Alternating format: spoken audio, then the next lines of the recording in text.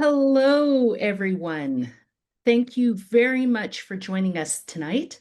My name is Dr. Lisa Gunderson, and I'm the current deputy leader of the BC Green Party. Some of you may know me as Dr. Lisa or Dr. G, and I'm coming to you today from Lekwungen speaking territories, specifically of the Songhees and Esquimalt nations. Tonight, we'll hear from an extraordinary slate of contestants seeking your vote to become the next leader of the BC Green Party. But first, it's my pleasure to introduce our host for this evening, who I'm sure many of you know, Joanne Roberts. Joanne is an award winning veteran journalist and was a host on CBC Radio for 20 years. She's an expert on public broadcasting and has taught at the university level and led workshops on media literacy. Born in PEI, Joanne lived on Vancouver Island for 15 years. She retired from CBC in 2015 and ran as the Green Party of Canada candidate for Victoria in that year's federal election. She has also run as the federal Green Party candidate in Halifax in 2019 and 2021. In 2018, Joanne was appointed as the deputy leader of the Green Party of Canada, followed by her appointment as interim leader in 2019. She is a former member of the BC Green Party's Provincial Council and recently served as our party's interim executive director from 2022 to 2023. In 2023, Joanne completed her MFA in creative nonfiction at the University of King's College in Halifax. And earlier this year, she made her debut as an author with Storm the Ballot Box, an insider's guide to revolution. Joanne is married to Ken Kelly, an urban planner, and they have 4 children and 4 grandchildren. And on a quick personal note, Joanne is truly a generous and kind soul. She is an incredible host. And I want to say, Joanne, thank you for your incredible hospitality, generosity, and warmth for my family when we visited you in Nova Scotia. Thank you so much for joining us all the way from PEI tonight. Please, everyone, give an incredible green warm welcome to Joanne Roberts. Yay. Thank you all. It is such a joy to join you tonight. And yes, all those kids and grandkids, they're all here on PEI. But considering it is 11 o'clock here, I hope they're all asleep and none of them show up here in the garage to where I'm located to interrupt tonight. Lisa, it's great to see you again. I must admit, it is an exciting evening and one I'm really looking forward to. But as we begin, I would like to take just a moment for us all to reflect on the land that we occupy. And I will reflect on the land you occupy in British Columbia. These lands that we as settlers now call British Columbia and Canada are the ancestral and unceded territories of Indigenous nations and communities. Let us now recognize our responsibility to this place. Our presence here is tied to a commitment to listen to Indigenous communities, to uplift their self-determination, and advocate for their needs in law and action. We are guided by the urgency of reconciliation, not just in words, but in protecting these lands, waters, and the future. Today, in all we do, we strive to be accountable to these nations and their stewardship of this land, long before us and long after us. Tonight, we're going to hear from 3 people who are hoping to become the new leader of the BC Green Party. The Leadership Contest Committee, or the LCC as they're known, is an impartial committee appointed by your provincial council to plan and oversee this year's leadership contest, including tonight's event. Now, let me just give you some direction of how this town hall is going to go. I apologize in advance if we run into any sort of technical difficulty. We'll just keep rolling with it, and I certainly appreciate that Jonathan and Adam and Emily We're all working this through for the first time, so bear with us. So here's how the town hall format will work. It is a question and answer format. This is not a debate. The contestants will not be challenging each other. They will be answering each question and speaking directly to you, as it should be. There are 8 questions on tonight's agenda, reflecting a variety of topics, and it's based on suggestions which were submitted by members and supporters last week. The contestants were informed about the topics ahead of time, but they were not given the questions themselves.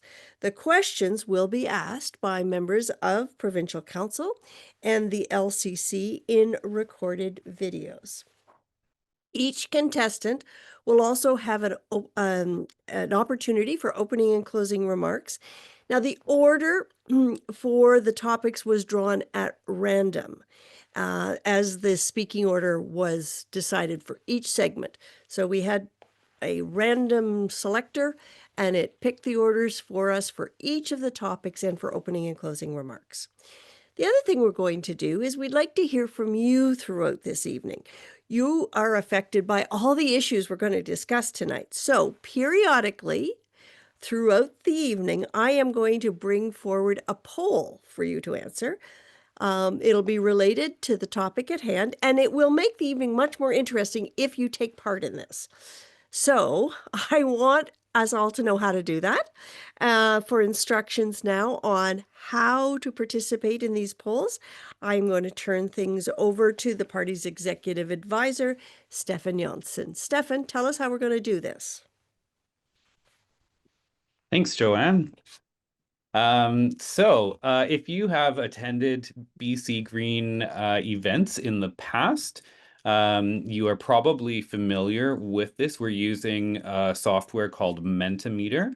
And on your screens now and in the chat, you should see instructions for how to connect to Mentimeter. I think they are just on the screen now. So it's fairly simple. You're going to use a phone. You can use a phone, a tablet, your computer, anything as long as it's connected to the internet. And you're going to either open up an internet browser and go to menti.com. That's MENTIA.com, menti.com. Or you can use the camera app on your phone and tablet to scan the QR code. And if you scan Stefan, people seem happy. They seem to have, they say it's starting to work. So this is good news. Great. So once you have scanned the QR code, you'll be taken right into the app. You won't need the code if you use the digit code if you use the QR code. Okay, do you want to give it a try, Stefan? Why don't we just try a simple poll to find out where people are from? I think that might do it. I won't fill it out to skewer it, so that someone's from PEI. So our first poll this evening, simple one. Where are you joining us from? Where in BC, or if you're outside BC, or other parts of the country, we want to know where you're from. So follow the instructions that we just had for Stefan. And while we wait for your answers to come in, I want to welcome my friend Jeremy Valeriot, who is the BC Green Party's interim leader and, very importantly, the MLA for West Vancouver Sea to Sky. And I don't know if it was the first time we met, Jeremy, but was one of the first times we met. I had just broken my ankle. I'd gotten out of a car to meet Jeremy for dinner so we could chat. And little did I fell and hurt my ankle. And as we sat through dinner, I realized it was probably more than just a twist. It had been broken. So Jeremy and I had a very eventful first meeting. Jeremy, I hope everything goes smoothly and we don't break anything tonight. Please share a few words with us. Thanks, Joanne. I feel like it's been eventful ever since then. It's been a wild ride, and I've been proud to serve as the interim leader since Sonia stepped down in at the end of January. It's been quite a journey from getting elected, along with Rob Bottrell. Some groundbreaking new things there were a succession within a green riding, and then the first green riding on the mainland. Straight into negotiation with the government to cooperate and provide some stability, and then into a fairly punishing legislative session where we both had a lot to learn. Thankfully, we have a great caucus team and a great party team to help us. But it's been never a dull moment, and nothing but excitement. But it's I've been proud to speak on behalf of the party on, and I'll say it's been a pretty good week so far. We've had a fair bit of recognition for our civil and productive relationship with the government and our ability to maintain our principles through an opposition voice. And we've also released a primary care, the first stage of a primary care review. So we're digging into healthcare, and some other things are on the way. For those of you who don't know a lot about the cooperation agreement, which we call CARGA, it's worth having a look at. There's lots there on housing, on rental assistance, on forest, a new paradigm for forests, on healthcare, especially mental health, which was one of Sonia and Adam's big pushes was to get mental health into our healthcare system, as well as climate. So we're anxiously awaiting the results of the Clean BC review, and it'll be great to see. I think we've got two really good experts on that. So it's got to stand next to Deputy Premier Nikki Sharma on Tuesday, talking about this, the second quarter of our arrangement, which is to support the government on certain things in exchange for these shared projects that we're working on, and I think we've always talked about doing politics differently as Greens, and I think it's starting to get noticed, and we'll carry on in this. We've got lots of decisions to make about where we go as a party from here, and there's risks and rewards to a whole bunch of things. But I'm really excited to. This is a huge opportunity. We have three great candidates. We've got a great. It's a huge opportunity for renewal, reinvigoration, new members, and we're also at a critical point. There's no doubt. Rob and I and the caucus team and the constituency teams and the party team have no doubt about why we're going to work every day. Our voice on climate, our voice on a number of social issues is really needed right now, and I think we're delivering that, and it's great to be a part of. So this is a critical moment.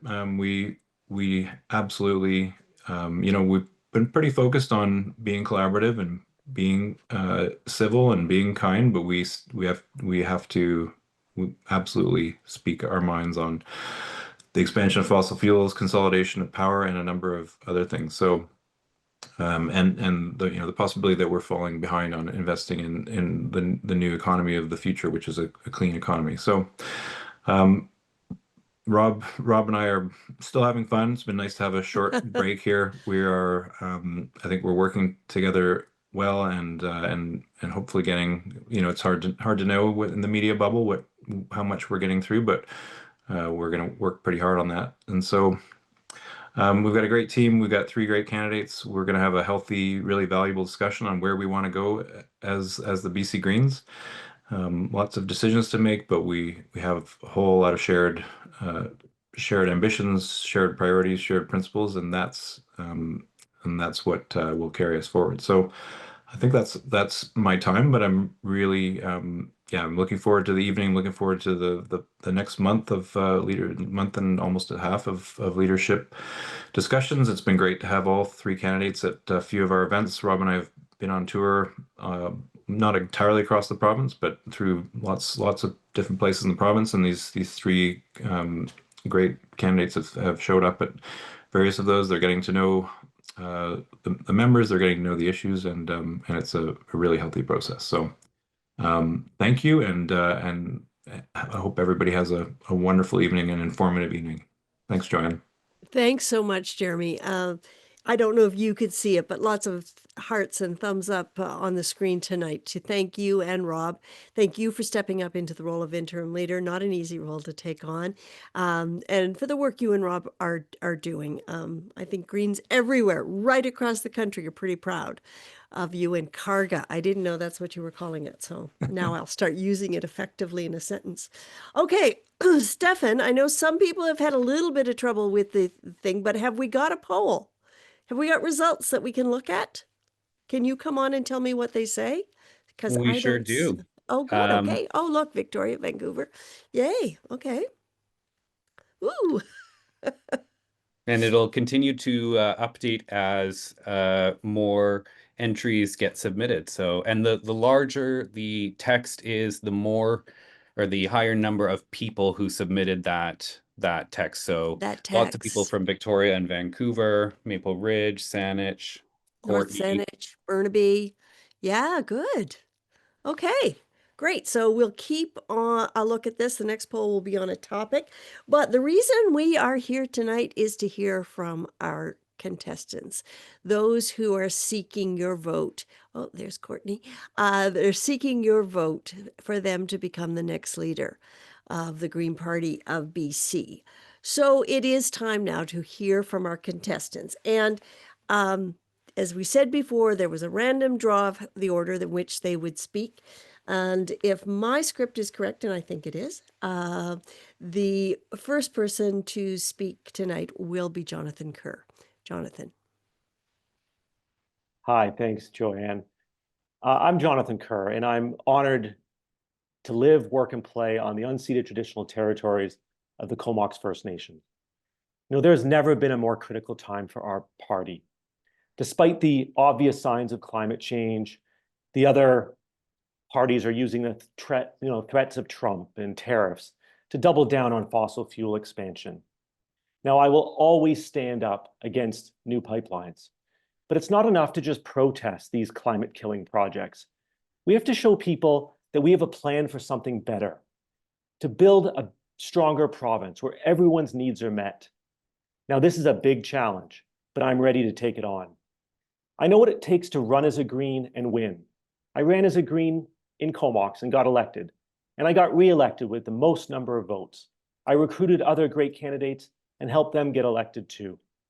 I know how to deliver for my constituents, recruiting family doctors or championing it for a new housing authority. And I've been to more than 15 communities in the past 3 weeks. I'm ready to do the work, to build our strength across the province, to win more Green seats, and to implement more Green policies. Thank you very much, Jonathan. And just a reminder that each contestant has a minute 30 for this section. And I, as a person who's read to the clock for a long time, I appreciate your ability to speak to time. Next on our list will be Adam Bremner-Aiken. Adam, you're up next.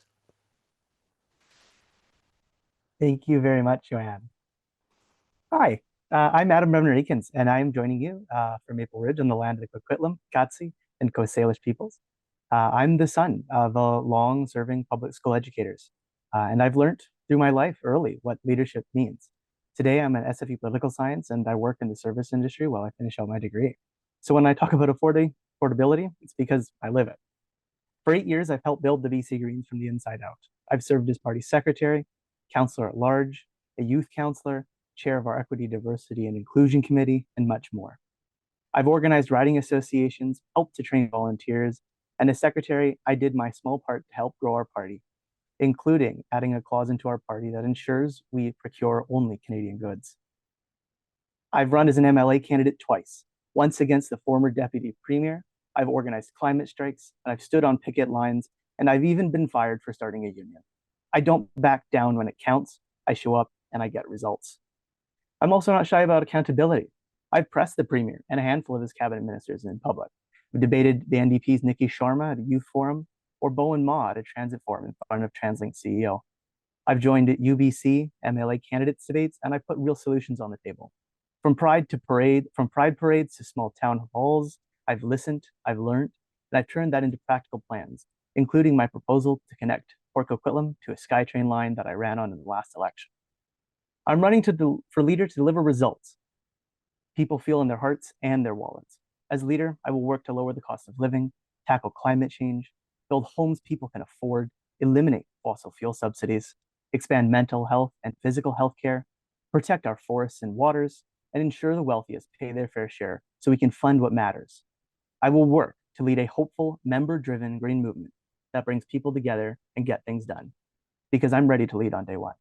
Thank you. Thank you, Adam. And now we will hear from Emily Lowen. Emily. Good evening, everyone. My name is Emily Lowen. I'm here on Gixen territories meeting with Indigenous leaders on our shared struggle against the PRGT pipeline and all the rights violations that are happening in this province. As you know, this is a time of great change, great stresses, great risks, and great possibilities. I'm asking for your support because I know that I have the capacity to lead us through this moment and into a stronger, wider role in BC's political future. The BC Green Party has a profound moral strength and deep integrity, but we need to prove that to the public. If we are to grow, we must stand out and we have to even prove our value even further. And I'm the person to do it. I've led high-profile coalitions across national climate organizations, labor, and Indigenous nations. I've won bold grassroots campaigns. World-renowned experts like Dr. Gabor Mate, Zipporah Berman, and Severn Collis Suzuki have recognized my abilities. I've brought in an unprecedented tidal wave of young people into this party in the 4 short weeks of this campaign. My campaign, Fight the Oligarchs, Fund Our Future, brings together the coalition we need to collectively challenge the status quo.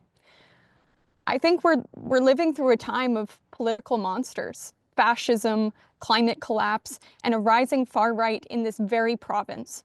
We cannot cower and capitulate. We need strong stances in which we and a host of new Greens believe. We need to grow our power and fight back with a thriving, open-hearted base of people who are faithful to this planet, its people, its creatures, and to the possibility of a livable future for all. This is our time. Thank you. Well, thank you. And thank you to the 3 contestants who have stepped forward. I think you've just gotten a very real exhibition of the quality of candidates that this party has attracted. And I'm looking forward to their answers tonight on a number of topics.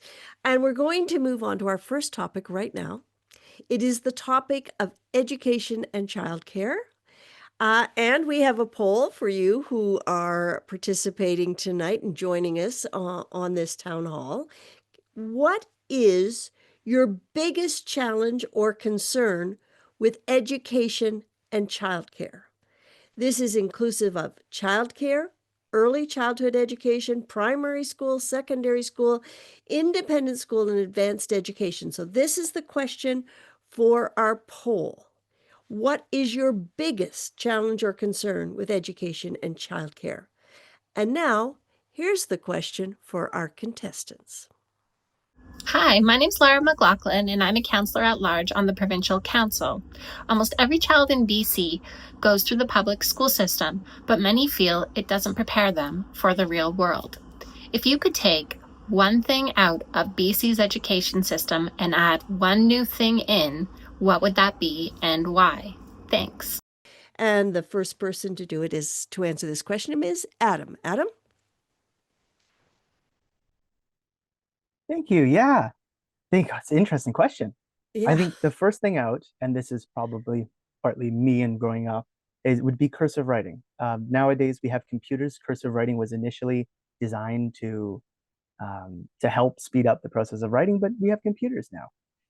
And I would love to see a critical thinking course put into the school system that in the age of AI and misinformation and heightened fears over everything, students need to have the ability to learn to critically think and to detect what's fake and what's real and how to come and think about issues like climate change. Because once you learn how to critically think, everything else sort of falls into place. Thank you very much, Adam. And we now will pass this to Emily. Emily, one thing you would take out, one thing you would put into our education system. So I would remove the police liaison system from BC schools and instead fund full counselors, full-time multiple counselors in all schools.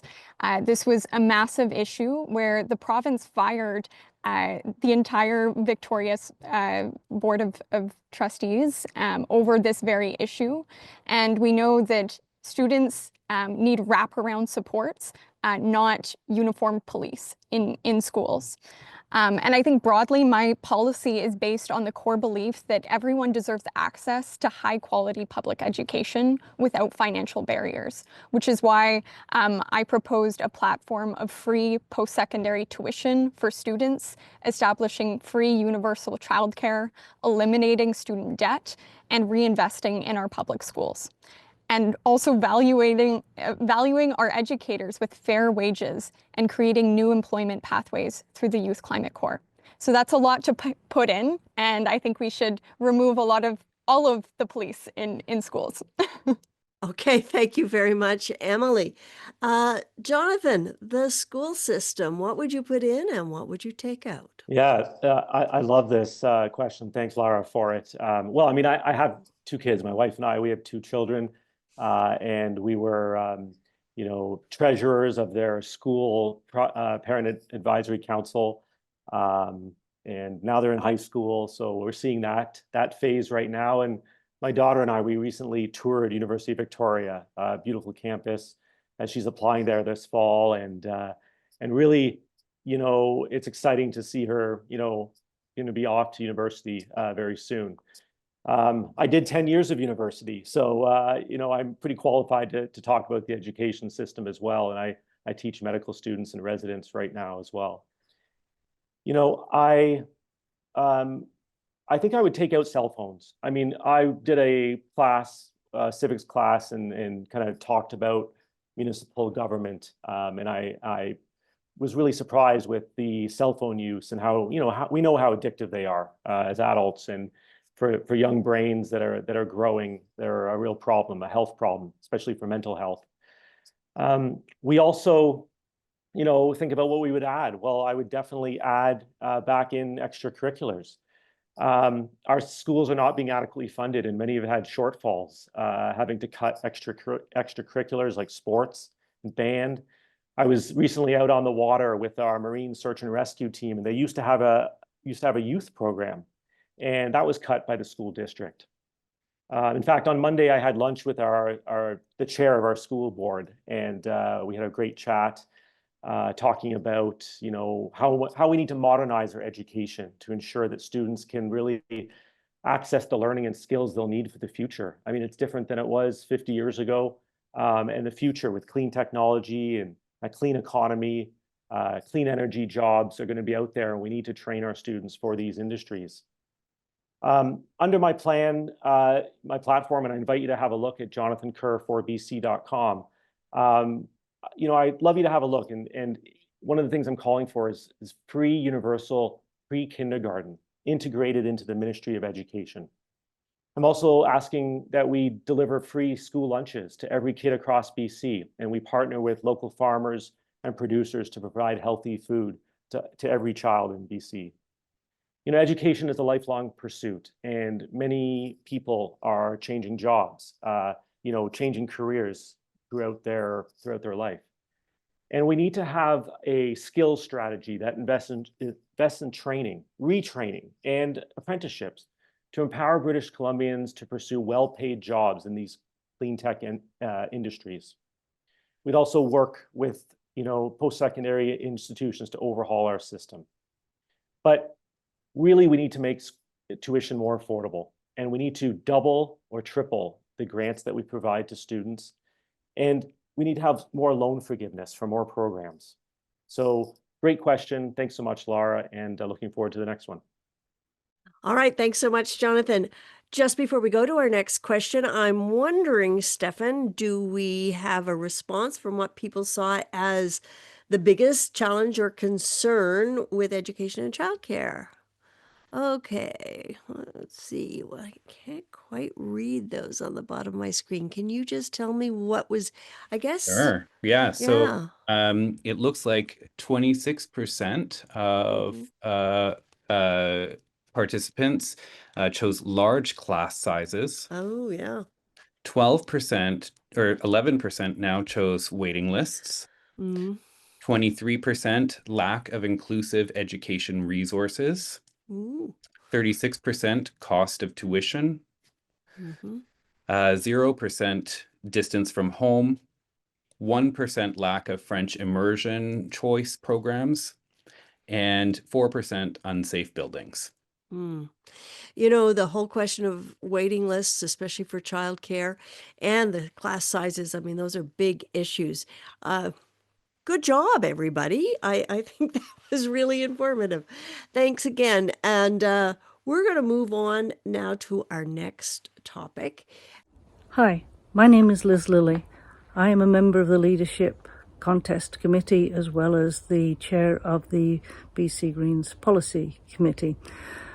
Some people say that fighting climate change, either by consuming significantly less stuff or by drastically reducing our dependence on fossil fuels, will hurt the economy and cost jobs. How would you respond to people who say a strong climate action is bad for the economy? We go to Jonathan. You're up first. Thanks, Liz, for the question. Yeah, so I mean, Greens know that climate action isn't just about the environment. Climate change is making us less secure, less safe. It's damaging our economy, and it's posing health risks. Look at fracking and the cancer risks around people that live around fracking, the fracking industry. So under my leadership, it's really clear. I would implement a moratorium on all new fossil fuel development, including new fracking wells. We'd stop the approval of the PRGT pipeline, and I would provide a strong provincial voice to stand up to Alberta and protect our coastline from oil tankers. We'd stop the subsidies to fossil fuel companies, billions of dollars, and we'd introduce a windfall tax on oil and gas profits. And we would ban all fossil fuel advertisements and stop the greenwashing. But it's not enough to just oppose what other parties are doing. We have to offer an alternative for people to rally around and feel safe and secure in putting their vote with us. Everyone knows, Greens, we have the best environment platform. We always will. And if you care about the environment and want to stop extracting resources, we're your home. But what I'm sharing as I crisscross the province this summer is that BC Greens also have the best economic plan.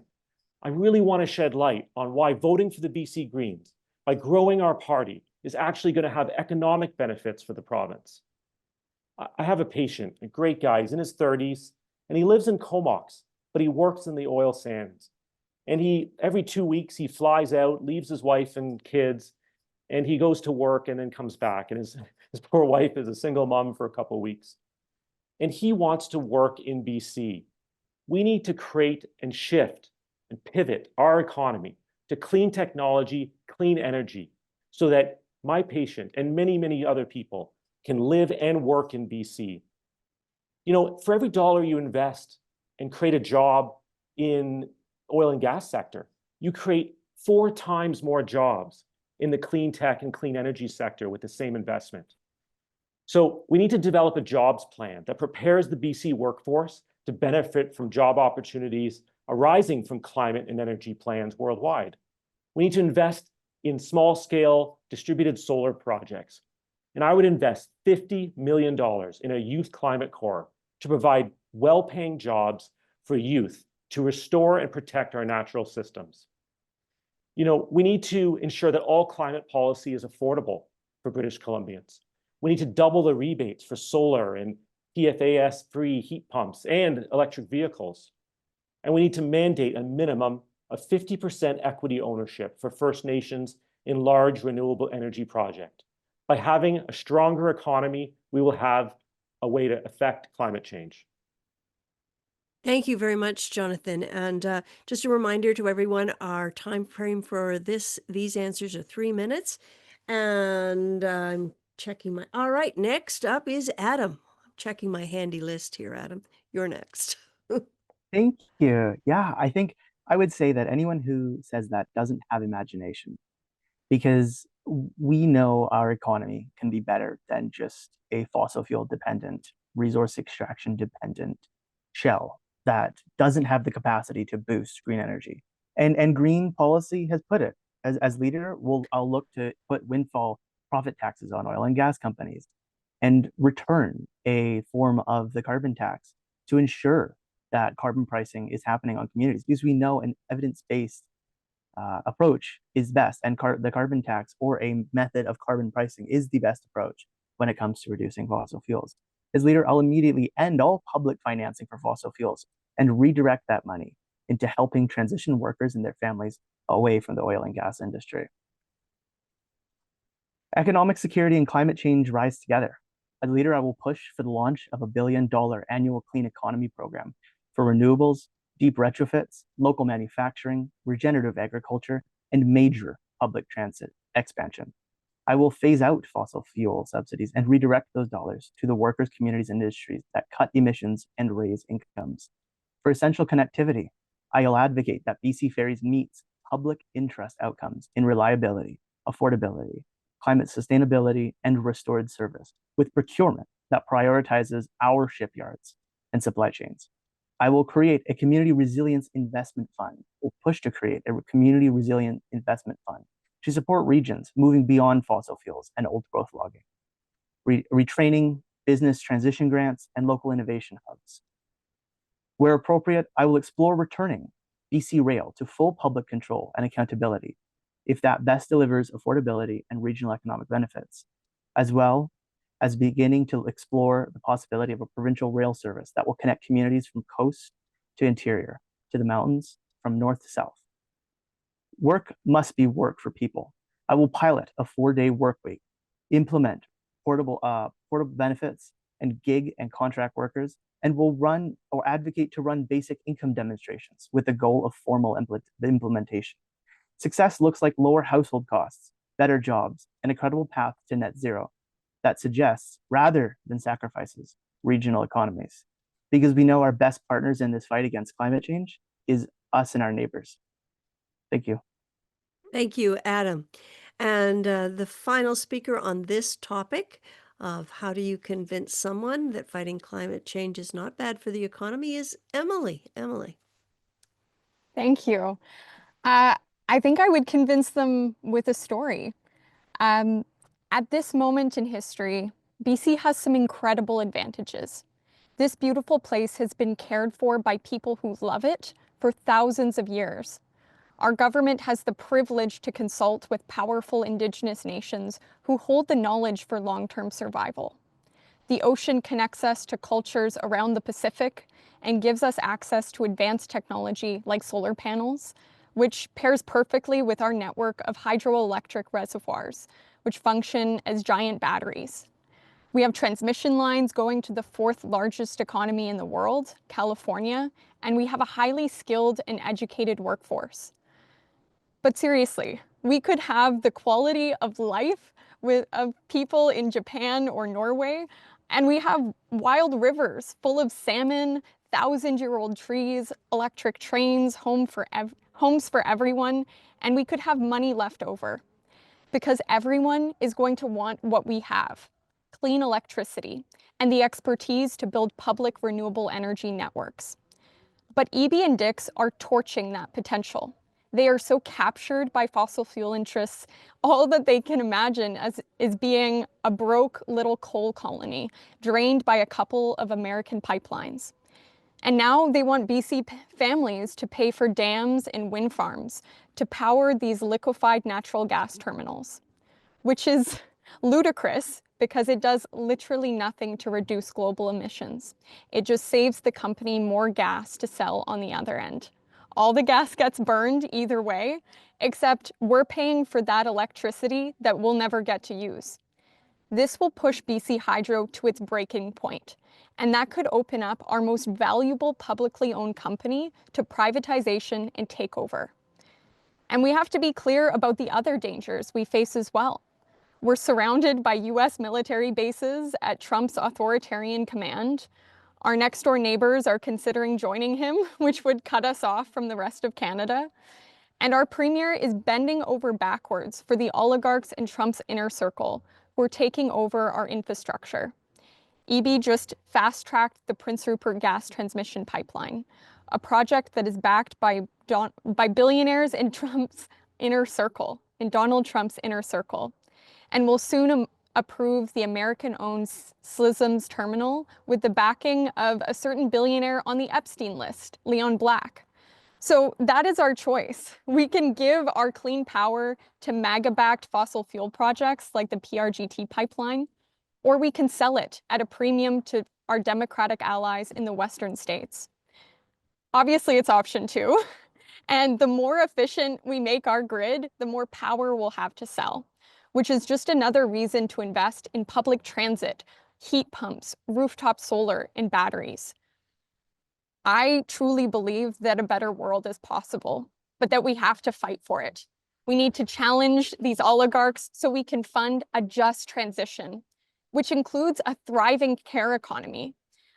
Environmentalists don't usually talk about the care economy as part of a just transition, but teaching and caring for kids doesn't burn a lot of carbon, nor does caring for the sick. Making art, that's pretty low carbon too. And in a just transition, we'd recognize this labor as green and prioritize it because it makes our lives better and our communities stronger. We need to move from this oligarch-controlled fossil fuel sector to public, cooperative, union-operated renewables to fight both the affordability and the climate crises. Thank you very much, Emily. It's interesting that you should end on affordability because that is our next topic. It was a perfect segue. And we are going to have another audience poll. Now, here's the question for the audience. Compared to 5 years ago, on a scale of 1 to 10, how worried are you about the cost of housing, food, transportation, childcare, and education? So, compared to 5 years ago, on a scale of 1 to 10, how worried are you about the cost of housing, food, transportation, childcare, and education? Boy, they're fast on this one. Housing is certainly right up there. It's like I'm watching it in real time. Amazing. Okay, education. Childcare, not enough people with kids worried about childcare. Okay, I would say that housing is leading the pack, but food is neck and neck in this race. Transportation is fighting it out with childcare. Oh, coming up now in third place, it's like I can call a horse race this way, is education. Okay. All right, here's our next question for contestants. Hi, my name is Molly McKay, and I'm the Executive Director of the BC Green Party and a non-voting member of the Leadership Contest Committee. Housing and rental prices in BC have been rising for years. Many governments promise to build more homes as the main solution. How realistic is it to assume that we can build our way out of a housing crisis as popularly suggested? Emily, you're up first. Yeah, I think the NIMBY versus YIMBY dichotomy actually misses the point. When we talk about the housing crisis, the predominant narrative is just building more supply writ large. I think there's a kernel of truth to that, but often what that results in, under the pretense of increasing supply, developers are coming in and bulldozing existing affordable homes. So I think there's also, incredibly inadequate tenant assistance, and we are building new unaffordable homes in their place. So I think this is incredibly short-sighted, and we need to be moving with the lens of affordability and keeping close watch on corporate profiteering as we expand the housing supply.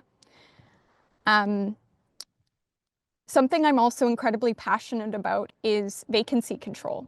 It's a form of rent control which ties allowable rent increases to units rather than tenants. And it existed in BC from 1974 to 1983, but it was destroyed by successive conservative social credit governments. And currently, landlords are incentivized to seek evictions to bypass rent controls, which only apply to tenants, rather than to the units themselves. So I think vacancy control should be applied broadly and applied to assisted living, which would include additional fees for services to protect seniors from rent increases and extra charges. And I think where the BC Greens can play a critical role is for pushing for more funding for social, cooperative, and non-market housing in BC. Thank you, Emily. We are now going to ask the question about housing to Adam. Adam, over to you. Thank you. Yeah, a big issue, and one that I feel personally. I worry about my ability in this province to buy a house going forward. As someone young, and as I've talked to people out on the campaign trail, housing is an intersectional issue. I, as a young person, am struggling to afford housing, but seniors on fixed income and those starting their families for the first time are all struggling to find housing that's affordable and meets their needs. But affordability starts with a home you can count on. And as leader, I commit to leading efforts to develop 25,000 mixed income rental homes each year using public land, efficient procurement, and partnerships with nonprofits and co-ops. And while building homes may not be the sole solution, we know that socialized housing drives down the cost of market housing. And so bringing in new non-market housing will force developers to stop charging ludicrous rates for housing. And rezonings, I'll aim to secure at least half of new homes as non-market to anchor long-term affordability, because we know that when you remove nonprofits, co-ops, and non-market housing from the market, prices go up. I'll work to legalize gentle density across residential areas and introduce vacancy control so rents don't spike between tenancies. I'll look into modernizing the Rental Tenancy Act for stability, faster dispute resolution, and real penalties for bad faith evictions. To keep existing rentals affordable, we need to create a housing acquisition fund so nonprofits and co-ops can purchase buildings before they're lost to speculation. We'll look into raising income and disability assistance rates to the actual cost of living, eliminating punitive clawbacks, and expanding core supports to things like school meals, transit discounts, essential medicines, so people can move ahead and not just tread water. Affordability also depends on services staying publicly interested. And that means services like BC Ferries and Life Labs need to be accountable and affordable and easy to access. The goal is for them to have predictable rent, incomes that cover the essentials and allow for savings to grow, and real security for families, individuals, young people, and seniors. I'll look into cutting monthly bills through sustainable programs such as home energy retrofits and heat pump rebates, looking at lowering ICBC rebates and cracking down on junk fees. We all pay them. They come into our bank accounts at least once a month. For food, we'll look into subsidizing our farmers equally by providing real support to local growers across BC, not just the dairy and meat industry. And we'll back the expansion of fully socialized childcare, bringing in universal pharmacare and investing in fast, affordable transit so people can keep more of their paycheck. Housing is a human right, not an investment. And as leader, cost of living crisis is on my shoulders, whether I want it to be or not. As someone who works a minimum wage job and lives in the Lower Mainland, there's no escape from this crisis, and I'm dedicated to tackling it. Thank you very much, Adam. And for our last look at housing, Jonathan. Yeah, thanks for the question, Molly. I'm so glad we're talking about housing. BC Greens will always be the home for people who care deeply about the environment, right? So, that's how I got involved with the Green Party, and probably many of you as well. But to win the next election, in addition to having the best environmental plan, we also have to show British Columbians that we have the best plan for housing, cost of living, healthcare, and the economy. That's how we're going to grow our party tenfold. Affordability and housing specifically, it's a core issue that we need to show people we're ready to lead on. And to address the housing crisis, it's simple. We need to construct more co-op, nonprofit, and below market rental housing. But we can't just talk about it. We have to take action, and I have. In the Comox Valley, I'm the vice chair of the regional district, and I've been championing the creation of a new housing authority Earlier this year, we just voted in favor of it, and we're bringing it in as we speak. It is meant to do exactly this, to build more below market rental housing. We're missing 2,500 units of below market rental housing in the Comox Valley, and there's only 80,000 people in the region. So this is something that we can do, and it's proof that if you elect a Green, we get things done. In addition, we also need to protect renters by implementing vacancy control measures. I met a guy recently, and he came into my office, and we were talking, and he said, he's been a renter all his life, and never missed a month's rent check. And he just got rent evicted, and now it's heartbreaking that he's living in his van. Stories like this from people in my community just break my heart. We need to have vacancy control measures, and we need to protect renters. We also need to create a single, equitable, income-tested housing grant for renters and homeowners. And we need to incentivize, in any new purposely built rentals, more family housing, 3 and 4 bedroom units. As a city councillor, I also know that we need to provide municipalities with more infrastructure funding. Our rec centers are bursting at the seams, and our fire stations need to be expanded, and don't even talk about roads and pipes in the ground. We don't have the infrastructure at the municipalities to deal with this housing boom that we're seeing. Other things with cost of living is I would advocate for free public transit for all British Columbians. We need to get people out of their cars, decrease greenhouse gas emissions, create more jobs, and put money back in people's pocket. We'd also work with stakeholders and federal partners to continue to advance a guaranteed, livable basic income. And in terms of poverty and inequality, we need to increase social disability assistance rates so that people are living above the poverty line, everyone in BC.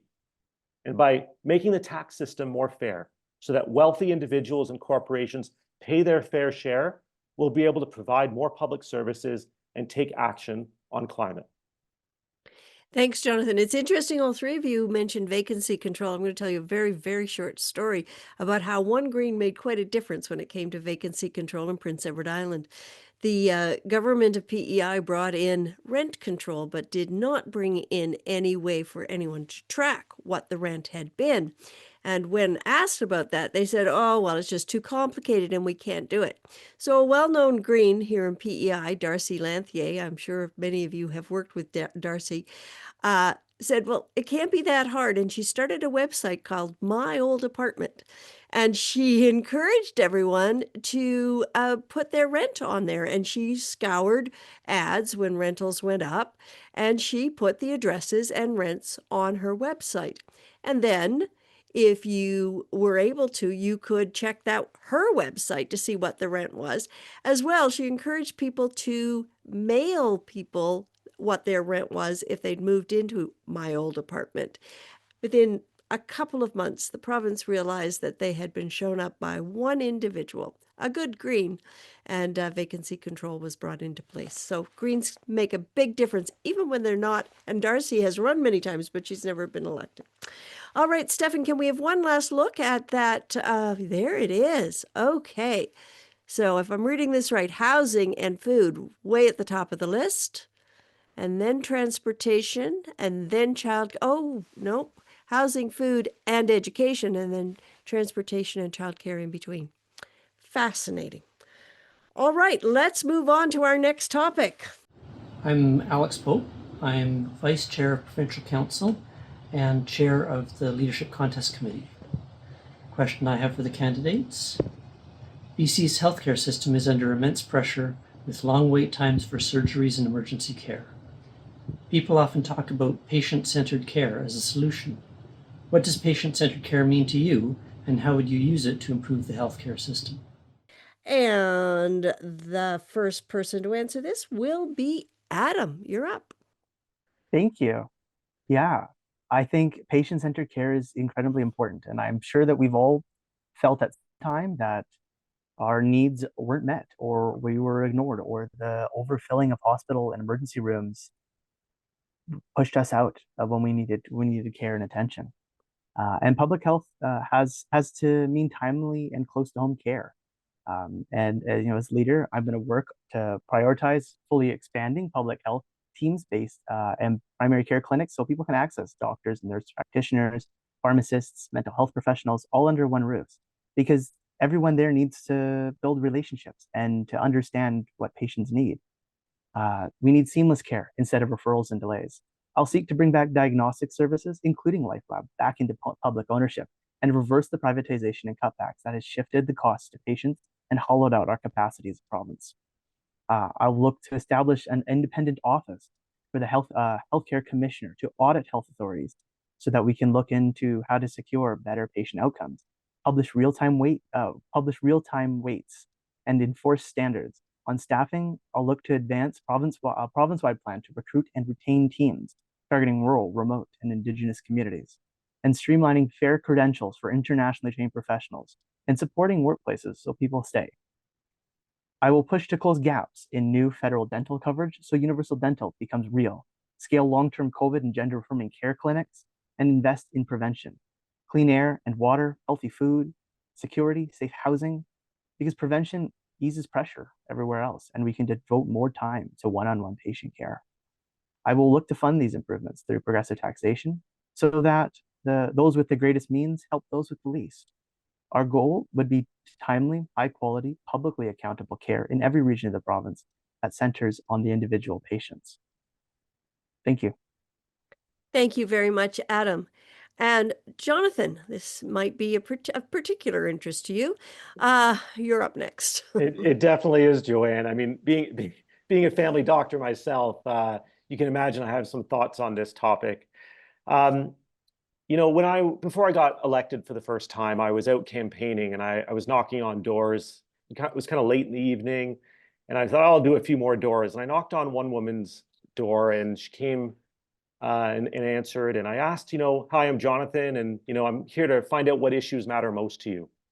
And she said, I for the first time in my life, she's probably in her 70s. The first time in my life, I haven't had a family doctor this last year, and I have multiple health conditions, and I'm scared.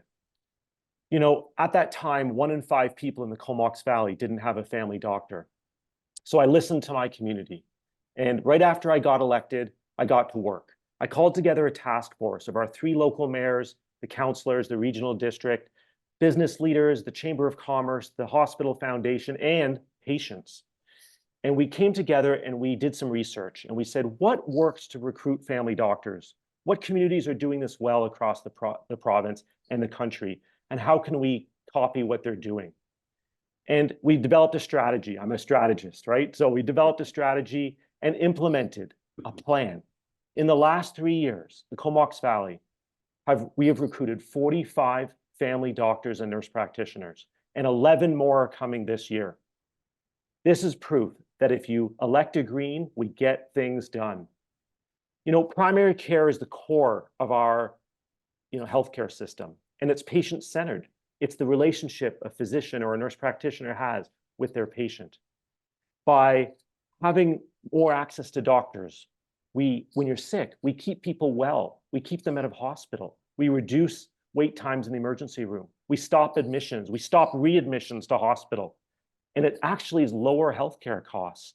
It's $18,000 for each admission. But if we can keep people out of hospital, we save that money, it's better care, and the person's in their own home. I did some electives in medical school, and I did one up in 100 Mile. And I spent 3 weeks in the hospital, living down in the basement, right next to the morgue. It was nice and chilly. And it was amazing just to see everything that came in through the doors of the hospital over those 3 weeks. I know we have to keep these rural hospitals open. It's imperative. More sign of closure, including 100 Mile this past week. Sonia Furstenau and our 2 amazing MLAs, through the cooperation agreement, they've been advocating for more community health centers. And that's more proof that Greens get things done. Let's elect more Greens and improve our healthcare system right away. Thank you. Thank you very much. And now, Emily, I promise everyone we're going to take a short break, but let's hear what Emily Lowen has to say about healthcare. Yeah. British Columbians are in the eye of the storm of the healthcare crisis. We know that healthcare workers are underpaid and overworked. Emergency rooms are overloaded. And the NDP, as we learned again this week, they're just as happy to turn to privatization as the Conservatives. The number of people leaving the emergency room without having been medically examined has shot up 86% over the last 7 years. Currently, 1 in 5 people in British Columbia lack access to a family doctor or a nurse practitioner, myself included. That's why we're focused on opening a community health center in every riding, expanding access to home and community care for seniors, and funding mental health care through our Medical Services Plan, or the MSP. The NDP and Conservatives like to pretend that walk-in clinics can be fixed by outsourcing them to private companies who only care about profiting off of your suffering. But we think British Columbians deserve real solutions, not cash grabs. 2/3 of publicly funded long-term care spaces in BC are contracted out to non-public entities and have failed to deliver 500,000 care hours, and nonprofit care homes spend 24% more per resident on direct care. I think it's important to also emphasize education here. My free post-secondary tuition policy will support more doctors, nurses, and healthcare practitioners to become certified. We need to attract doctors from other provinces and countries by creating a streamlined retaining process. For instance, having 6 months for countries with similar healthcare systems and expanding the number of available residencies. We can also expand the use of alternative payment programs, APPs, for family doctors, so that setting up a family practice is simpler with less uncertainty and administrative burden. We can also build up dogwood-style staffing by delegating chronic health issue patients from primary care doctors to partnered nurses, which would ease caseload on primary care doctors and offer up new jobs for nurses. I think it's also so critical to talk about working conditions. Healthcare workers shouldn't have to worry about violence in their workplace. We're attacking this issue at the root by making real continuous mental health support free and by reducing emergency wait times that lead to aggressive behavior. Our grandparents, my grandparents, are being forced to rely on crowded emergency rooms to get the bare minimum of support. So we need to increase access to in-home and community care for seniors to help them in their own home and ensure that everyone has access to care faster. I'm running a working class campaign, and we need to speak out when workers are treated unfairly. So this includes nurses, health science professionals, care aides, community home workers, and other healthcare practitioners who deserve better wages, benefits, mental health supports, worker protection, and working conditions. We need to attract more healthcare workers to the province and keep them here. You all know we are living in a toxic, traumatized world. We live the impacts and see the toll on our healthcare systems, which are crumbling under the pressure of predatory privatization. Together, I know that we can rebuild and make tangible strides towards reliable, high-quality healthcare for all. That's what patient-centric care looks like to me. Emily, thank you very much. And thank you, Adam and Jonathan. I must say I'm so inspired, and I'm sure the people who've joined us tonight are as well. Your visions, your points of view, they're positive, they're forward-thinking, and I'm just trying to take a look at the numbers here. We've over 300 people who have come to hear what you've got to say tonight, and that's impressive. And thank you for doing the hard work, being well prepared, and delivering your message so clearly. I want to thank everyone who submitted questions, and that we are capturing all of the questions that you have been putting in the chat. The chat is going to be saved. I know a number of the contestants are trying to answer them as we go along. but the material you're putting in the chat is being recognized. We're just trying to keep things moving. So we may not be answering all of your questions from the chat in this live portion.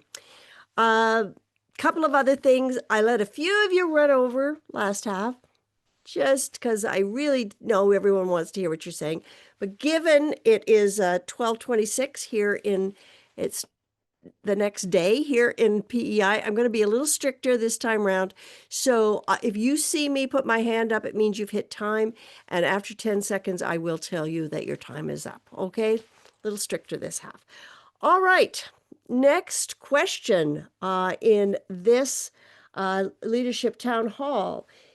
Hi, I'm Jeremy Valeriot, and I'm the MLA for West Vancouver Sea to Sky and the Green Party of BC's interim leader. Recognizing that First Nations communities have diverse priorities and visions, how would you advance reconciliation and economic development with First Nations communities that are in favor of oil and gas? Thanks. Jonathan, you're up first. Great. Thank you. Thanks, Jeremy, for the question. Yeah, so really exciting. A couple of months ago in my area, the Comox First Nation voted in favor of treaty. And it's been over a decade long process for the nation. And it's really been an honor to stand alongside the elected leaders, the chief and council, the hereditary chiefs, and the entire community throughout this process. So I really just want to celebrate the Comox First Nation on this next phase of their journey. You know, the BC NDP, they've really betrayed the Declaration on the Rights of Indigenous Peoples Act, DRIPA, by passing Bills 14 and 15 earlier this year. It's severely undercut Indigenous consultation and partnerships. And, you know, Indigenous communities should be full partners, full stop, right? You know, I would I would really work to repeal these pieces of legislation immediately and fully implement DRIPA. You know, at our regional district table, either the chair or myself as the vice chair, when we're leading the meetings, we read out one of the recommendations. And, you know, this is just to honor and to remember where we need to go as a nation and as a province.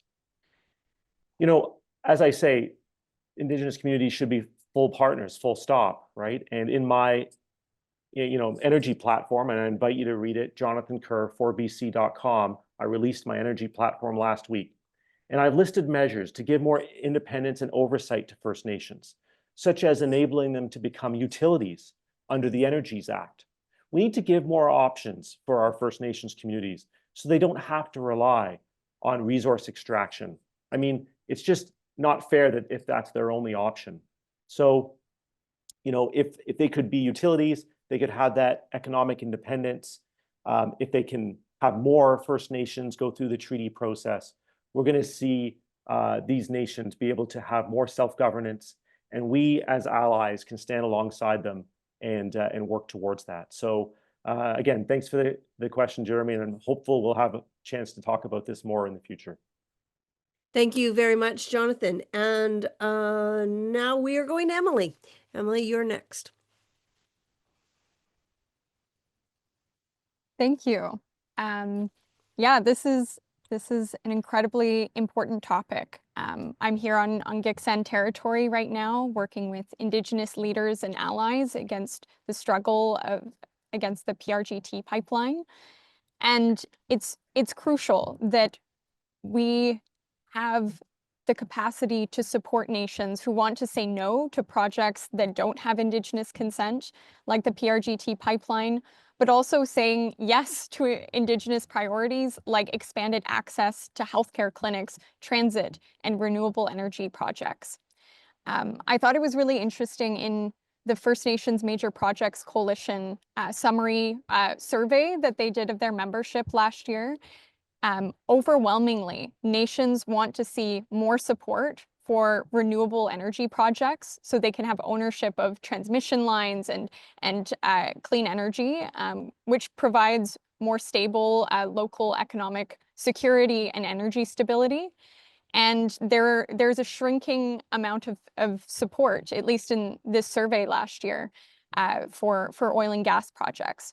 And I think the challenge, which is what I wrote about in my economic analysis in the Yellowhead Institute report that recently came out on the risks, the environmental, legal, and social risks of equity ownership, particularly on liquefied natural gas projects. And with that, there are some real risks where you see industry and governments collaborating to offload risky fossil fuel projects on Indigenous nations. And as Jonathan said, we need to work together and ensure that there are more options on the table, because it is not free consent when your choice is between poverty and having your lands and waters destroyed by foreign multinationals. And so I think it's an absolutely gripping concern how governments are pushing forward equity ownership as a one-stop shop for economic reconciliation. For instance, with the PRGT pipeline, it is looking like it's going to triple the original estimates of its cost. And now that the Nisga'a Nation has an equity stake in that project, they will be implicated in debt. The project could increase to about 30 billion by our estimates, very similar to the Trans Mountain pipeline. So now governments are offering things like the federal loan guarantee program, but this is not a risk-free solution. And we know that fossil fuel projects often are bloated with these cost overruns. And the challenge with the federal loan guarantee program, for instance, thank you, is that it will take about 30% or more of the percentage of that pie. So I think it's crucial that we balance the interests of all nations and work in collaborative partnership. Thank you. Thank you very much, Emily. It's great that everyone is so passionate about these topics. Adam, we'll turn it over to you to wrap this one up. Thank you. Yeah, I would say some people seem to be confused about why Indigenous nations go for oil and gas projects, and it's because our government doesn't treat them with the respect they deserve. We see that with bills like 14 and 15. We see that with the failures to align with DRIPA. Indigenous people, like my grandfather, were stripped of their status by the government just to go to university. There's a long, deep-seated trust with the government, and we need to rebuild that. And we rebuild that with justice and reconciliation, two pillars of how we must govern, and not just putting out press releases about it. As leader, I will press to fully implement the Declaration of the Rights of Indigenous Peoples Act by aligning every provincial law, or working to align every provincial law and policy with UNDRIP, and pushing regular progress reports that communities can verify for themselves. I will require major health policies in education, child welfare, healthcare, and justice to be co-developed with Indigenous nations, not consulted after the fact. And a work to advance recognition of Indigenous legal orders and shared stewardship of our lands and waters. Stability matters, and I will work to secure multi-year funding for Indigenous-led services, language revitalization, and land-based healing, and support nations' right to exercise jurisdiction over child and family services under federal law. Within the public service, we'll push for anti-racism and accessibility standards to be tied to hiring, service deliverabilities, and outcomes, to expand disaggregated data frameworks so inequities are visible and fixable, and strengthen the accountability for departments that miss their targets. I'll work to expand the BC Human Rights Commission's mandate and resources so it can proactively investigate systemic discrimination. We know it exists in places like healthcare and child welfare. And I will work to ensure that culturally safe care is a public standard of our government, and embedded accessibility within our infrastructure, procurement, and digital services from the start, not as retrofits. For community safety, we need to support Indigenous peoples through civilian oversight, hate incident response coordination, and community-based alternatives that would prevent harm and build trust between Indigenous nations and our government. Accountability must be public, and I will push for annual scorecards on the alignment with DRIPA, co-development agreements in force, language programs funded, and accessibility compliances and human rights investigations resolved. The standard that I want to set as leader is rights that are respected, services that are accessible, and a trust that is rebuilt through results so Indigenous nations know for the first time in over 300 years, the government is here to support their communities and cultures and not destroy them. Thank you, Adam, and thank you to all of you. These questions are a compilation of all of the questions that were sent in to us and all of the questions that we had in conversations. So if you're hearing something that sounds like something you were asking about, then it has been taken into sort of wrapped into the questions that we're asking. Now, the next topic is one that is very dear to my heart, democracy. I was in BC in April during the federal election and was able to give a keynote address at your policy convention, which was very exciting for me and I hope for you, but it was for me for sure. And I had a great reception for my book, and my publisher would kill me if I didn't mention it. It is Storm the Ballot Box, Starting a Voters' Revolution.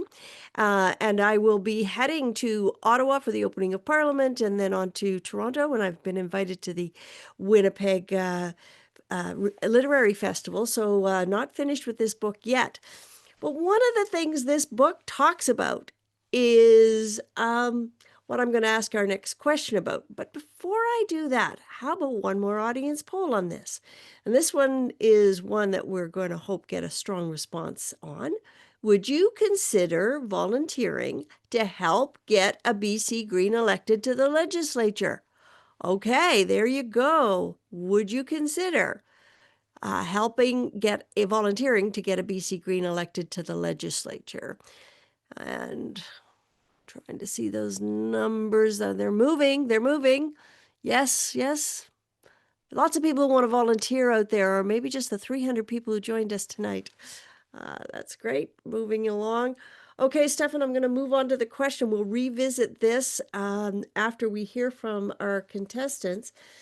Because one of the topics that really concerns me, and it concerns Greens across the country, both provincially and federally, and we certainly saw it in this last federal election.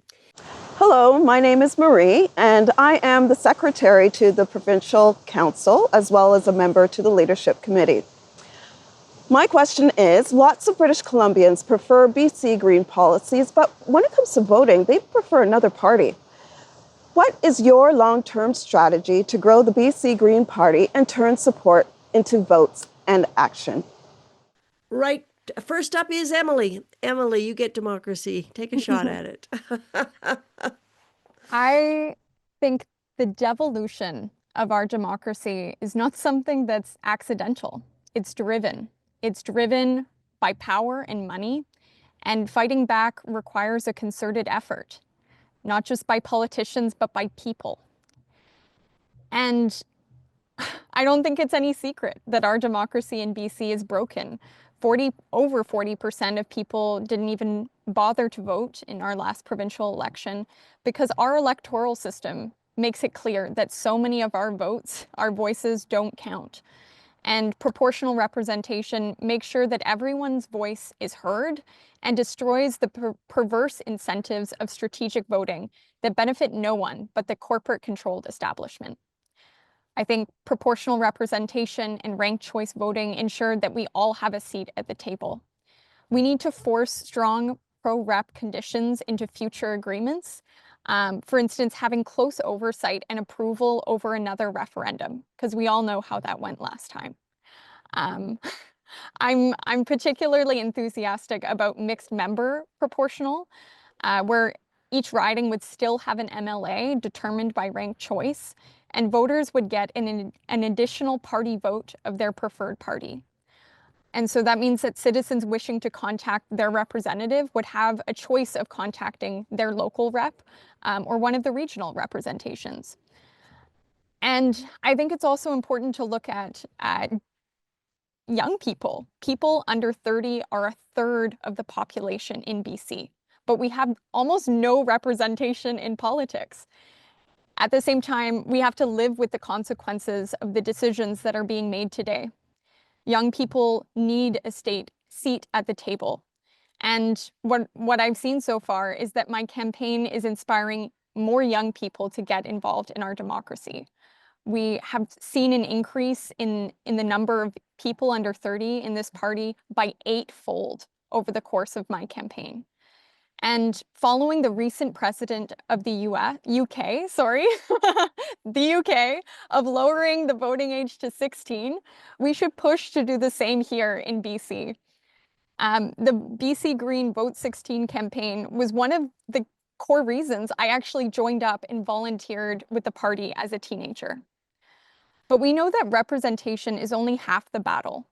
No person should have more political sway just because they're a billionaire or a wealthy corporation. We know that oil and gas lobbyists targeted BC government 1,032 times in 9 months in 2023. We need to create stronger regulations and greater transparency on corporate lobbying of BC government officials. This means limiting the influence of industries like big oil, big forestry, and big government, big grocery on our government. And we know that we're building a grassroots campaign to build a resurgence of this party and of our province. Thanks, Emily. All right, next up on this one is Adam. Thank you. A healthy democracy is built on fairness, access, transparency. And as leader, a big part of this, and it will be a top priority for me, will be to get a citizens' assembly on electoral reform with a binding resolution to be legislated by the provincial government, so that we finally have a proportional representation system. We have had referendum after referendum, and we have allowed that for large companies, interest groups to come in and fund and fearmonger. We have tried the referendum route, and when we did, and we had models people knew, like BCS TV, we got support over 55% of the public. But it's time now that we legislate it and we take a citizens' assembly to support us on that. As well, I'll support lowering the voting age to 16, and it'll expand voting access with multilingual materials, improved accommodations for people with disabilities, more on-campus and advanced voting options, and hours that will reflect real working lives, as well as the option to make voting a statutory holiday. As Greens, we already ban corporate and union donations and capped personal donations so that the rich can't influence our politics. And to close this gap, I'll tighten lobbying rules, pursue real-time disclosure of political donations and third-party advertisements, and strengthen post-employment cooling off periods for politicians so our premiers can't go off and join coal boards after they're done their terms. I'll aim to expand open data requirements so that contracts, grant decisions, and performance targets can be tracked by the public and summarized, and not just summarized after the fact. I'll move to require proactive publication of ministerial calendars, mandate impact statements for major bills, and seek the modernization of FOIA timelines so access to information is the norm and not the expansion. And we'll remove that fee on FOIA as well. Local governments need tools too, but not one-size-fits-all's work. And I'll work to equip municipalities with stable revenue sources, operations, and clear authority for housing, transit, and climate adaptation, as well as public safety, so that they have the ability to engage people at the local level. And within our own party, I will keep our policy development process member-driven and decision-making open, with regular town halls and plain language reporting on what we're advocating for in the legislature, to fund democratic modernization, to secure elections, to have better civic tech, outreach and accessibility. I'll pursue the tax fairness so that we utilize our resources in this province to ensure that we have fair and clear democracy. And I think it's important, as my message has been, I'm running on the BC Greens platform. I'm not running on my own policy because we have member-driven and democratically made policy. And that is what I'm speaking on tonight. And I will continue that as leader of the party, because I believe it is our members who will push us forward and not top-down leadership. Thank you very much, Adam. And Jonathan, it's always, sometimes it is hard to come third. And we have been, someone asked the question, how are you doing this? These were all assigned early on, and I'm following my chart that some computer somewhere figured out was fair. So Jonathan, democracy, over to you. Thank you. Yes. Around the world, faith in democracy is waning when we need it the most. Participatory democracy, easy for me to say, is one of our core 6 green values. And really that means that the priorities of the government, elected officials, is aligned with what matters most to people. Before I got elected in Comox, I ran a listening campaign. I traveled the community and found out what issues mattered most to people. I knocked on over 3,000 doors. I held 2 community listening events in the park. I stood out in front of grocery stores countless times with a big sticker board and gave people stickers to vote on what issues mattered most to them. And then I'm a bit of a data nerd, so I kept meticulous stats on what people answered. And we found out at that time that the top 3 issues at that time were the environment, housing affordability, and, oh, I need a family doctor. So, tonight you've heard some of my, through some of my answers, how I got to work on these 3 issues. But as a Green City Councillor, I know how important it is to have excellent public feedback. Just recently, an urban forest in Comox was slated for development.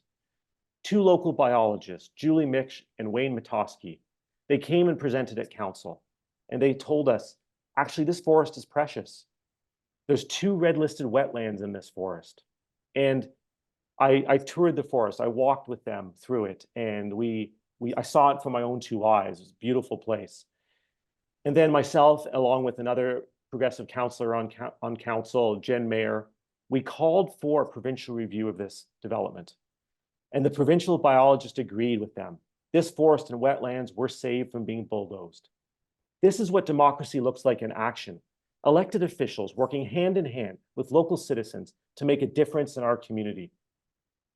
Other democratic policies I support include lowering the voting age to 16, implementing a standing citizens assembly to meet every couple of years to evaluate key issues, and to establish, like Victoria has, neighborhood community associations where people can get involved in local issues.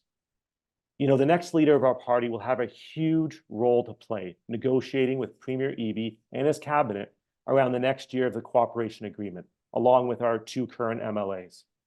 Having sat across the table from dozens or more ministers in the past 4 years in my role on council in the regional district, I'm ready for this negotiation on day 1. At the top of my list of priorities will be to implement a system of proportional representation. There's absolutely no need for a referendum and no need for another citizens assembly. We need to just vote it into law and then hold a referendum a couple election cycles later, like New Zealand has done. Okay. I was just going to tell you get 10 seconds on top of it, but you've reached your 3 minutes. So thank you, all of you. I'm really excited to hear the 3 of you championing lowering the voting age to 16, because when I included that in the book, there were very few areas of the world where it was being implemented. But since then, as Emily mentioned, the UK has brought it in. We're seeing it now being discussed very seriously and coming into place in other countries. And I think the movement in Canada is gaining momentum. And one of the places where it's going to have the strongest support will be in BC. So thanks to all 3 of you for including that.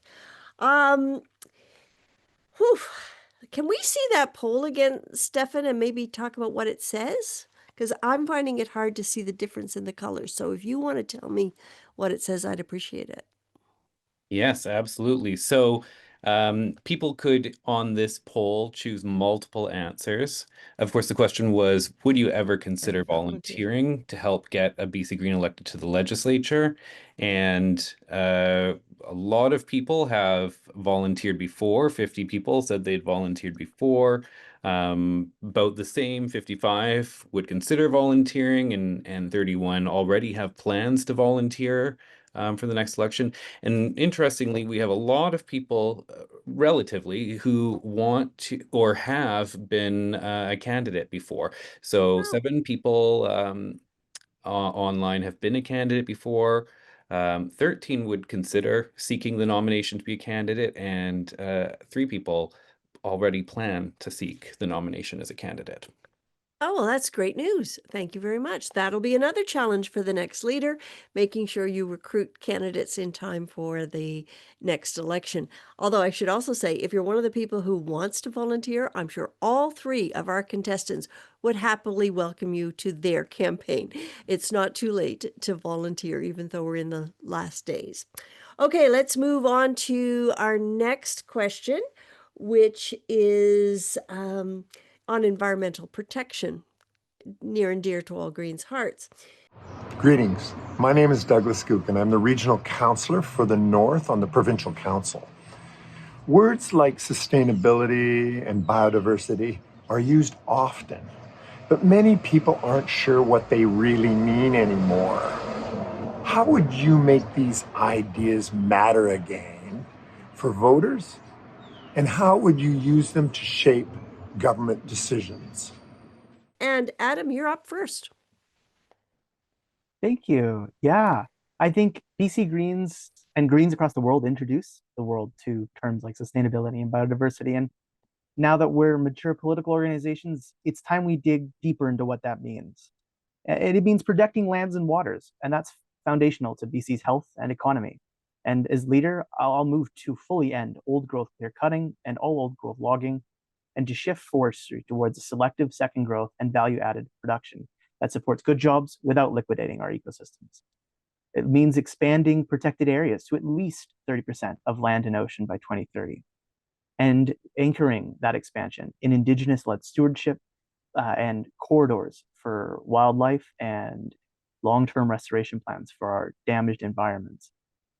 For water security, it means being treated as non negotiable. We need to establish a co governed water security fund to restore streams, wetlands, groundwater, and support Indigenous guardian programs and help communities adapt to drought, floods, and wildfire risks.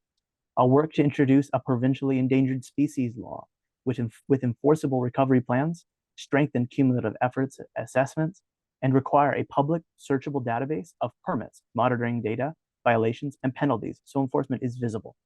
For heavy industry, I'll press to update reclamation bonding so cleanup is funded upfront and tighten penalties for contamination and illegal dumping, and align permitting with climate targets and Indigenous consent. And in cities, I'll fight to scale up urban tree canopy targets, cooling corridors, and green infrastructure retrofits. And I'm willing to support ecological farming transitions that protect our soil quality and water while keeping farmers viable and thriving within BC.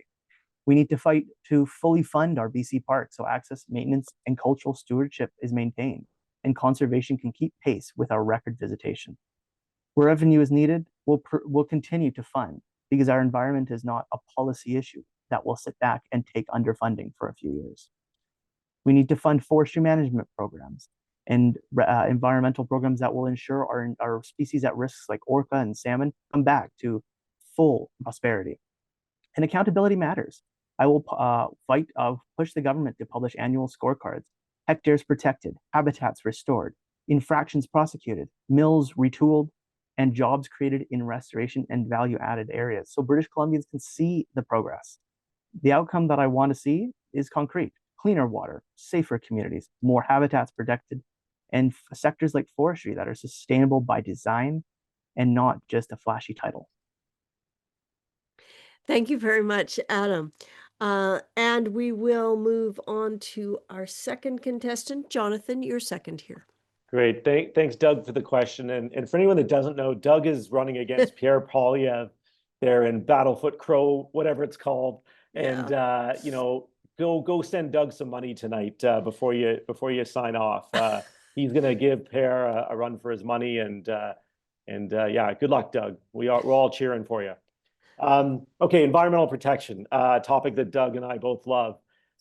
So Premier Eby, I mean, he's failed progressive voters, okay? You know, many people believe that he was going to be a climate leader. And what we've seen, though, is his government is expanding fossil fuel infrastructure while also dismantling, at the same time, their own environmental protections. So this isn't what British Columbian voters signed up for. As leader of the BC Greens, I will provide a clear alternative, and I won't let Alberta steamroll our province and the clean future that we want for it. To build a stronger province, we need a diverse economy focused on clean industries of the future. An oil pipeline, it's all risk for BC with very little reward. Most of the world is charging ahead with investing in clean energy and new technologies. Fossil fuels, they make us vulnerable to commodity price fluctuations, and they disproportionately contribute to the escalating costs of climate change and ecological destruction. We should not be copying Donald Trump's failed thinking and doubling down on the old, risky economic plan of drill, baby, drill. Now, the environment is obviously core to all of us that are green. It's why I released my environment and climate platform first, and I invite you to have a look. Again, Jonathan Kerr, 4bc.com. If I'm elected leader, I look forward to working with fellow Greens, scientists, and other organizations to make sure that we always have the strongest environmental platform. This will include implementing a logging moratorium on all primary forests, including old growth, which are essential to biodiversity, seed banking, and soil health. We will immediately enact species at risk legislation to safeguard our vulnerable species. We'll transition open net salmon farms in BC to land-based aquaculture systems. We need to invest in Indigenous-led conservation and local guardian programs. And we need to introduce a moratorium on all new water bottling facilities and review existing licenses. That's an issue that's really local to us in the Comox Valley. Finally, we need to support our watershed boards across the province with the goal of having a watershed board set up and active in every community. Thanks again for the question, Doug, and best of luck. Thanks very much, Jonathan.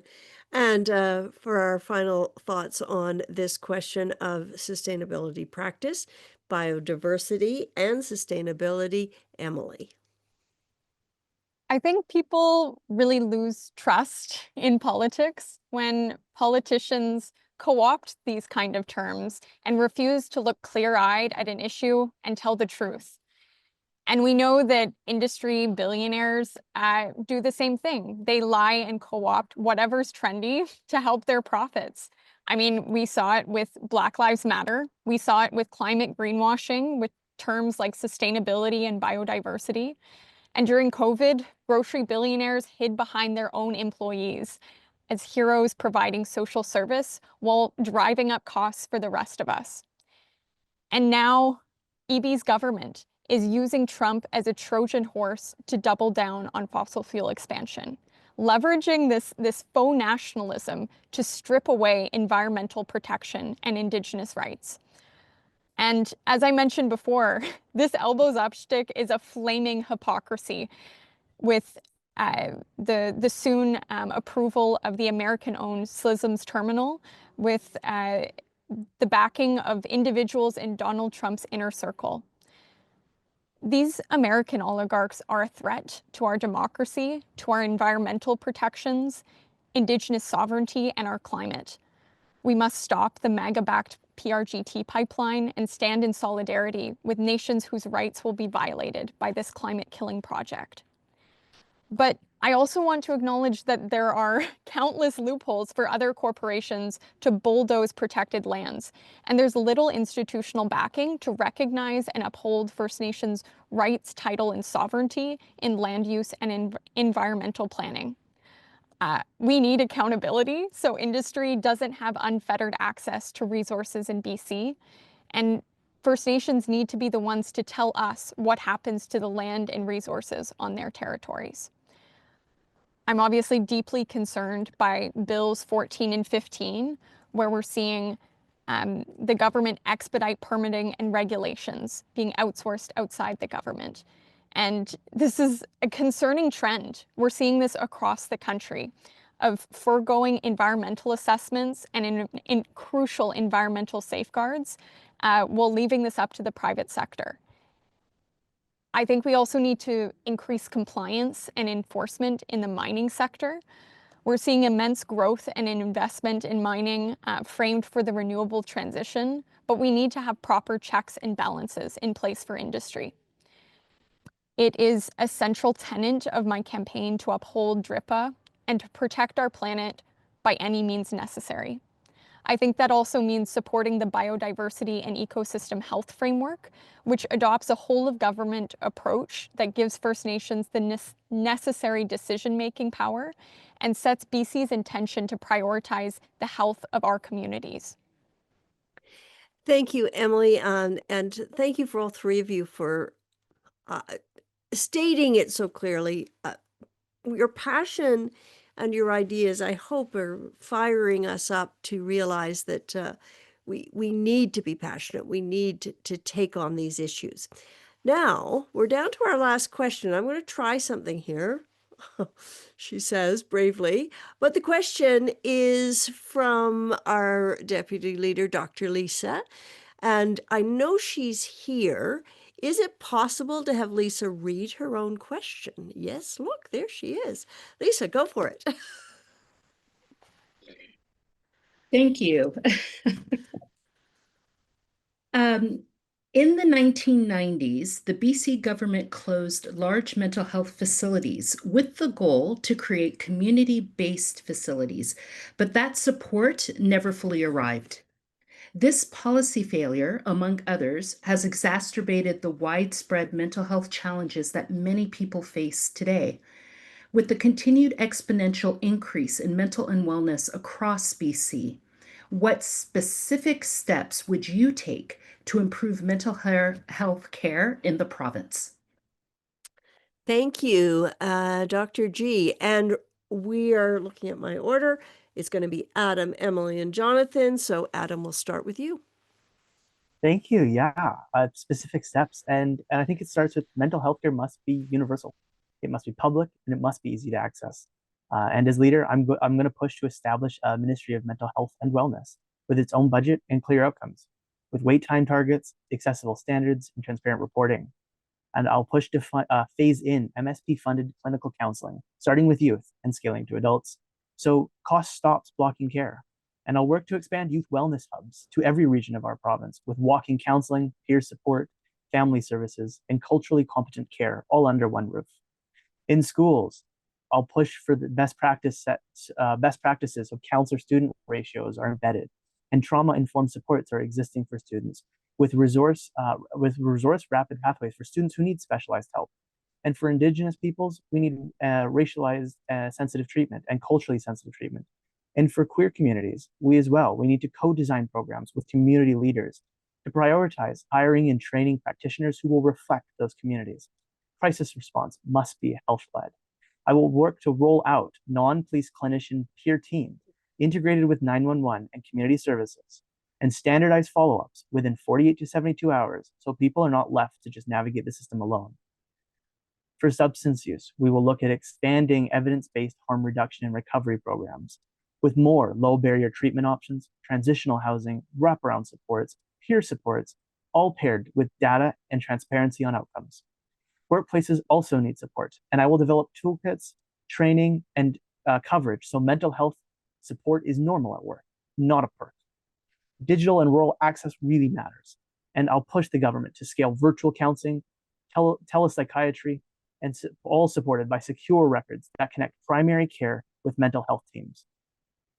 My goal is to end a two-tiered access system, shorten our wait lists, and make mental health a right in BC. Because I think if it isn't you, you know a friend or a family member who is suffering with mental health. And with the stresses of our world and the climate anxiety, we need now more than ever networks that will support our well-being and our mental health. Thank you very much, Adam. Emily, the question of mental health. I think we need to think about mental health in a holistic, systemic way, from preventative care to social housing to income inequality. And looking at this preventative care, we need to fund visits to a counselor every month under MSP and make psychiatric care free. We need to make sure that British Columbians get help before they end up in a precarious condition. By funding more full-time counselors in every public school, we'll make sure that our kids grow up happy and healthy. And I think we also need to be clear about the risks of AI and how it is infiltrating all facets of our public institutions. We need to ban providers from using AI to offer mental health care. And we need to have a full review of the Mental Health Act. In terms of involuntary care, that is the BC NDP's answer to a crisis they created. Move our vulnerable neighbors out of sight, out of mind on taxpayer dollars.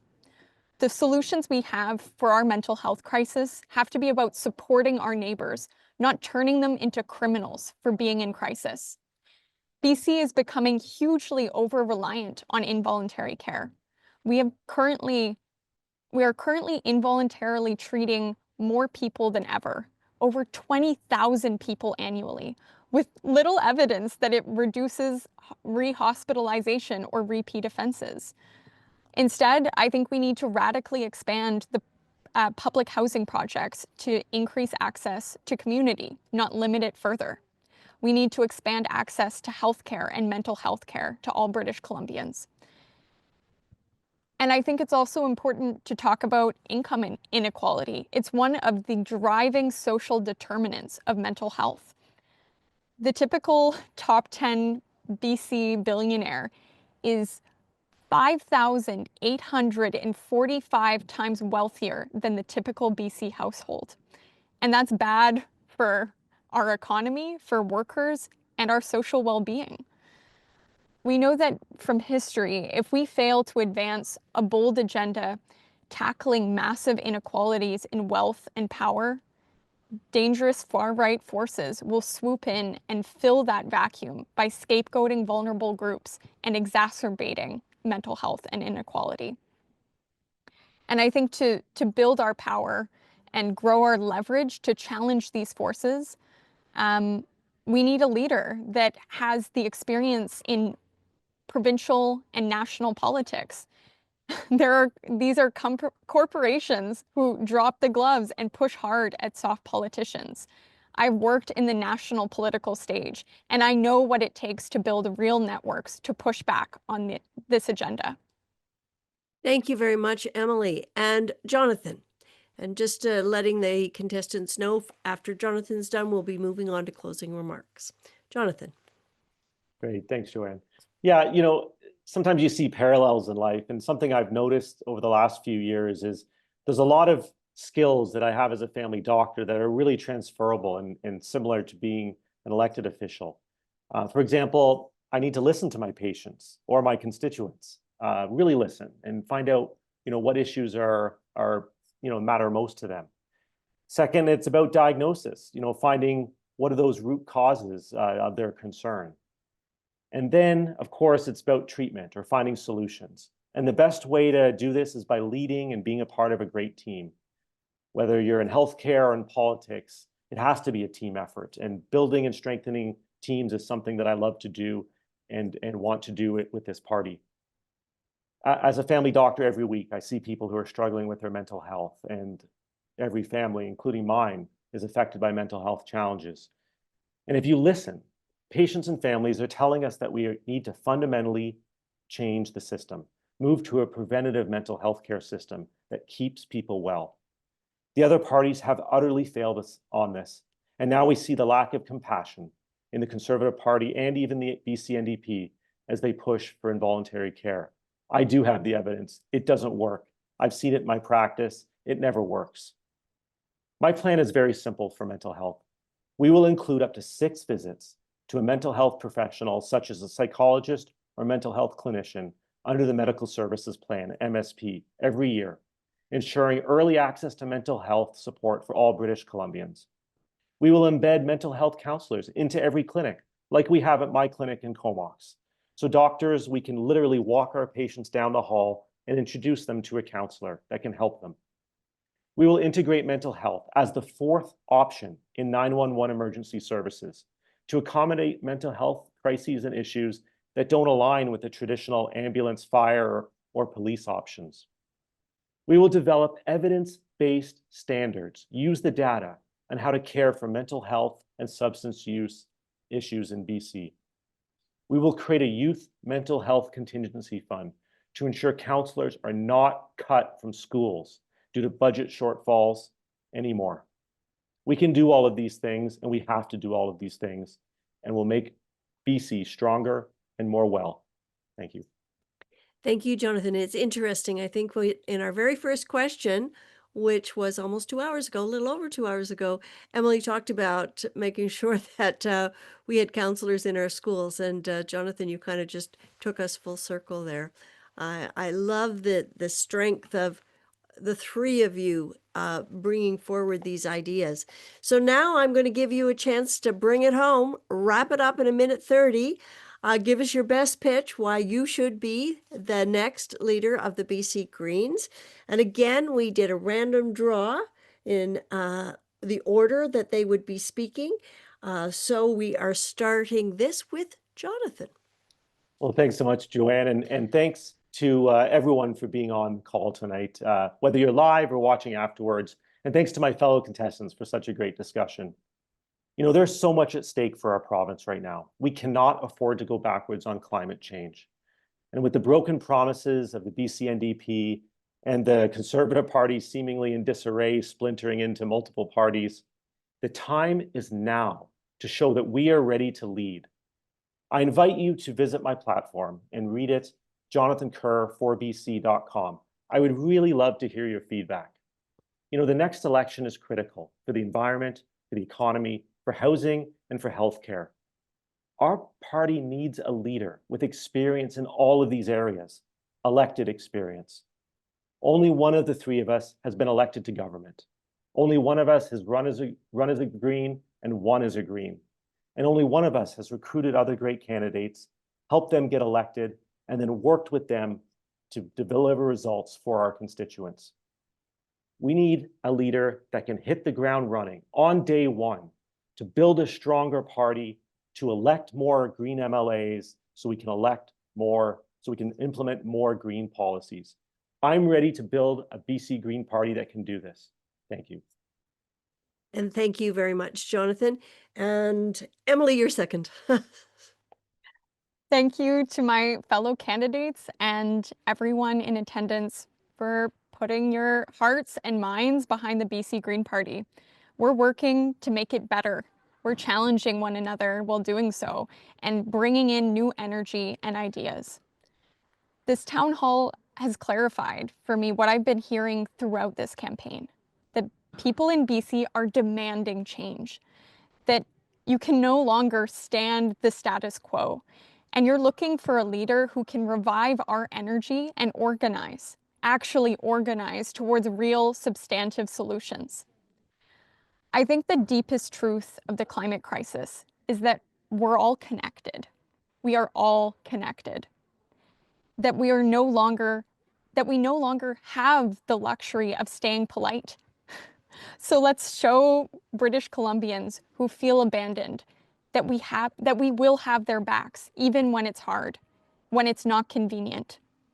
On Palestine, on pipelines, on healthcare and education. In the place where others have sold out, we need to reach out. I know that I can lead the BC Green Party into this new era. Our campaign is evidence of my aptitude as an organizer and as a leader. We've already increased youth membership in the party by 8-fold over this campaign, raised over $45,000 in small donations, and most importantly, we've given countless people hope for the future. Thank you. Thank you, Emily. And Adam. Thank you. Thank you to everyone who came tonight and to my two candidates. Absolutely amazing. I'm inspired every time I go anywhere near Greens. But tonight you've heard my values and my plan grounded in our party's policy, because I believe our next leader needs to champion membership-driven policy and democratically made policy, not their own. The question is, who can actually execute? And I've put in the work from the ground up. I've helped organize our riding associations. I've done field work for our party. I've helped train volunteers province-wide. I've served as party secretary, and I did my part to help build our movement. I've served as committee chairs, including the committee chair of our Equity, Diversity, and Inclusion Committee. I have advocated for standards and about accountability so our structures match our values. I've shown up, communities, debated and defended our party from cabinet ministers. And I stayed connected to real life. I'm a student and a service worker. And I've run for MLA twice, so I know nominations, media cycles, budgets, getting out the vote, and what it takes to turn policy into votes. I've gone toe to toe with the biggest politicians in our province, from the Premier and his cabinet and their lobbyists. I've taken them on in debates and I've won. But we don't control the calendar. The NDP can call an early election.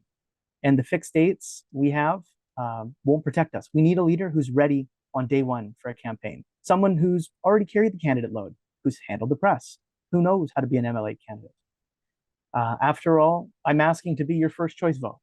And I'm the only person who has gone after these premier cabinet members. One, I've taken on their lobbyists, and one, I am the only person who's held leadership positions within our party. And I'm the only one who's run for MLA before.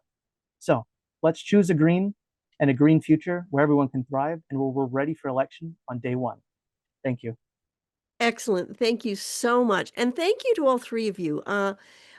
It does the heart good to see the strength of your passion and of your ideas. And you couldn't be listening tonight and not think of, oh gosh, be great to get behind that idea. Be great to have someone to lead us into it.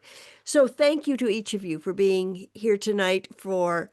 That's hard work, what you did. I mean, a little easier for folks who were sitting and watching and commenting, but you guys were really putting it out there for over 2 hours now. We're at 2 hours and 15 minutes, so you've done a great job.